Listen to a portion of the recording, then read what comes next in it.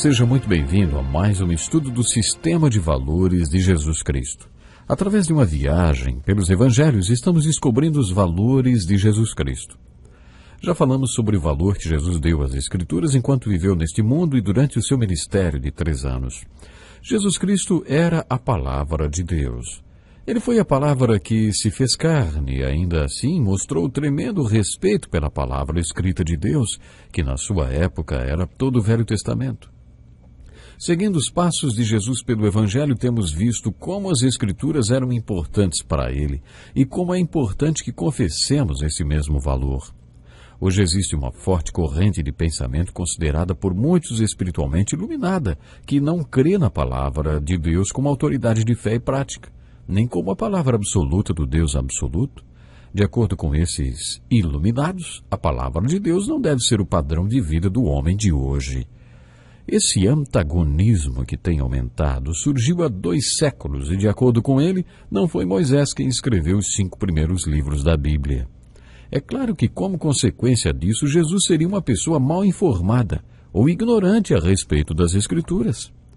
Além de se referir diversas vezes ao Velho Testamento com a pergunta: "Vocês nunca leram esta passagem das Escrituras?" Uma vez Jesus também perguntou: "Quanto à ressurreição dos mortos, vocês não leram no livro de Moisés, no relato da sarça, como Deus lhe disse: 'Eu sou o Deus de Abraão, o Deus de Isaque, o Deus de Jacó'?" O próprio Jesus citou todo o texto das Escrituras, indicando que foi Moisés quem escreveu o livro do Êxodo. Mas os iluminados ridicularizam esta ideia e dizem que não foi Moisés quem escreveu o livro de Êxodo. Esta é uma opção que você terá de fazer. Você vai concordar com esses estudiosos modernos que dizem que é impossível viver de acordo com os padrões de Jesus Cristo? Se Jesus disse que Moisés escreveu o livro de Êxodo, isso basta para mim. Eu creio que ele disse isso, e eu creio que é exatamente como ele disse. De acordo com Jesus, foi Moisés quem escreveu Gênesis, Êxodo, Levítico, Números e Deuteronômio. Jesus tinha um enorme respeito pelo que Moisés escreveu, e se referia a estes livros como as Escrituras. Jesus disse várias vezes: "Está escrito, está escrito, está escrito." Enquanto Jesus estava neste mundo, perguntou várias vezes, principalmente aos teólogos e estudiosos do seu tempo: "Ei, vocês nunca leram esta passagem das Escrituras?" De acordo com Jesus, a autoridade máxima da fé e prática na nossa vida é Deus ou é o próprio homem. Para ele era Deus. A autoridade e regra máxima de fé e prática que Jesus tinha era a palavra revelada de Deus, não a própria razão ou racionalismo, como o é para tantos homens. Um dos ensinos mais importantes de Jesus sobre as Escrituras, talvez o mais conhecido, é chamado de a parábola do semeador. Neste texto, vemos o valor que Jesus deu ao seu próprio ensino.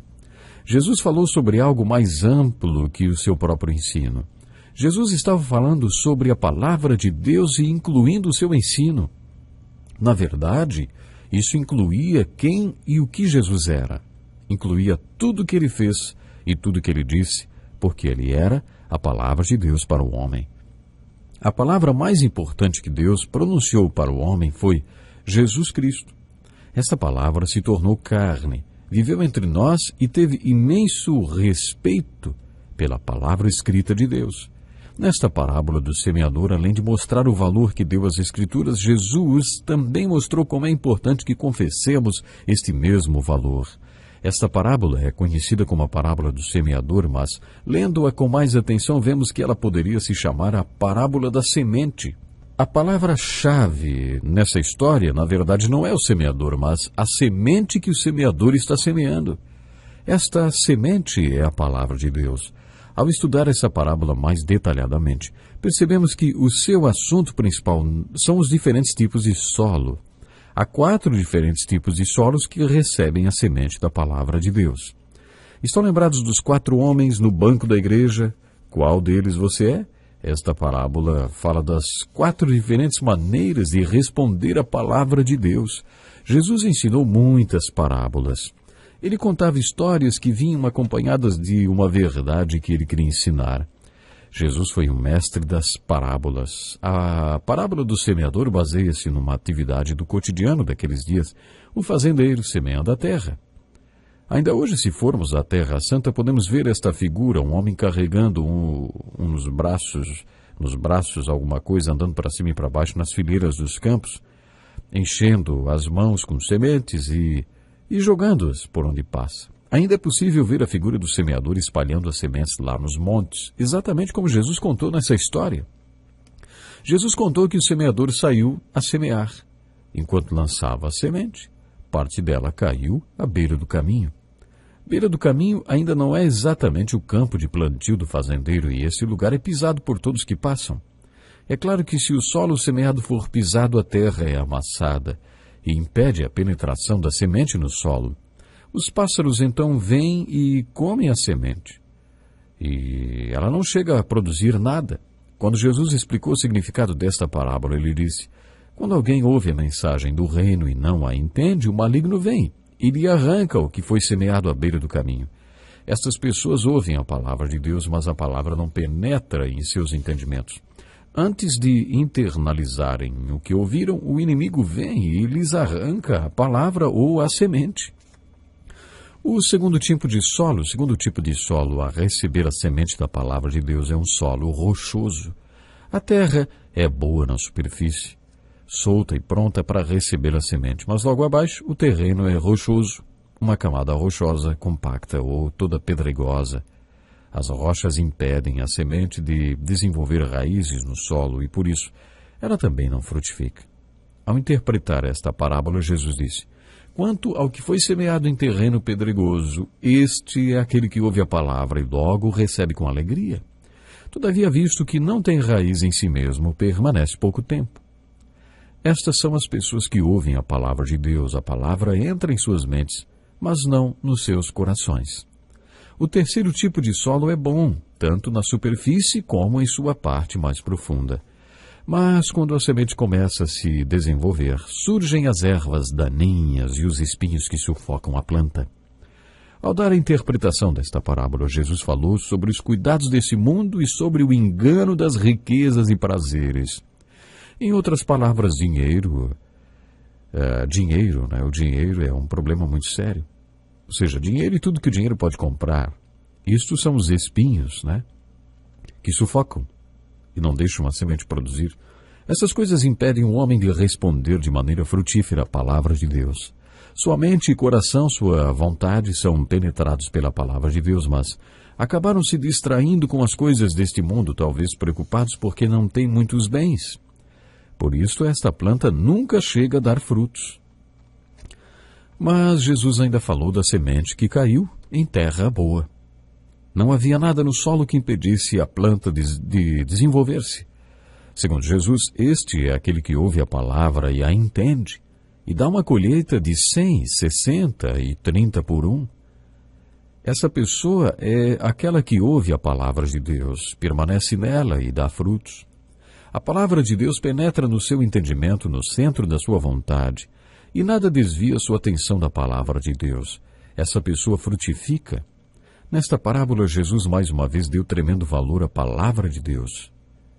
A palavra de Deus é o que nos faz sermos frutíferos quando lhe respondemos apropriadamente. O enfoque desse texto está essencialmente em como confessamos ou não o valor que Jesus deu às Escrituras. Qual é o valor que você dá às Escrituras? Você mostra o valor que dá às Escrituras quando permite que ela penetre no seu entendimento, no centro da sua vontade, no seu coração.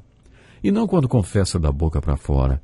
Nada deve impedi-lo de aplicar, internalizar e viver a palavra de Deus como autoridade e regra de fé e prática.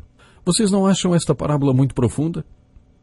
Jesus não apenas nos desafiou a confessarmos o valor das Escrituras, como também a fazermos dela nossa autoridade e regra de fé e prática. Isso não é apenas uma questão de professar, e sim de praticar.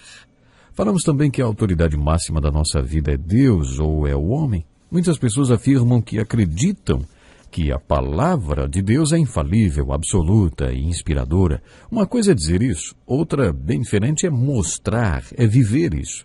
Mas como você demonstra que as Escrituras são a autoridade máxima e regra de fé e prática? Como você mostra que confessa o mesmo valor que Jesus deu à palavra de Deus? Isso está ilustrado na parábola do semeador, em que o enfoque está em como confessamos ou não o valor que Jesus dá às Escrituras. Baseados em Deuteronômio, capítulo 6 do Velho Testamento, os judeus ensinavam seus filhos que só existe um Deus absoluto e, por isso, tudo o que Deus dizia nas Escrituras era absoluto. Eles criavam seus filhos ensinando-os a crer no Deus absoluto, que falava verdades absolutas. Recentemente, um famoso jornalista fez um discurso numa formatura de uma conceituada universidade. No meio do seu discurso, ele disse ao público universitário, muitos deles com um estilo de vida fora dos padrões de moral tradicionais, ele disse: Moisés não desceu do Monte Sinai com 10 sugestões de vida, mas com 10 mandamentos. Você acredita no certo e no errado absolutos? Você acredita numa moral absoluta? É dessa forma, ao meu ver, que confessamos o valor que Jesus deu às Escrituras. Você mostra que confessa o valor que Jesus deu às Escrituras quando faz da palavra de Deus a autoridade e regra sobre o modo como você vive e sobre o que você crê.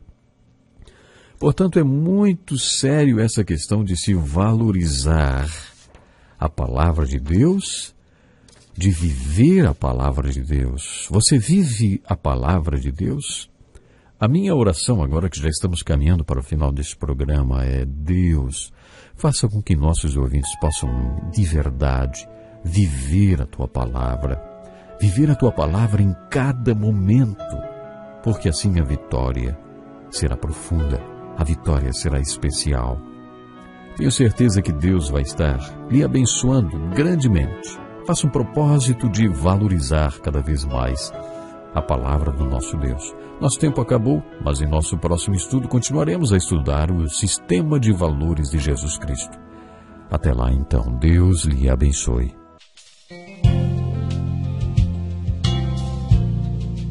Este é um estudo escrito pelo Dr. Dick Woodward, na voz do pastor Edson Bruno.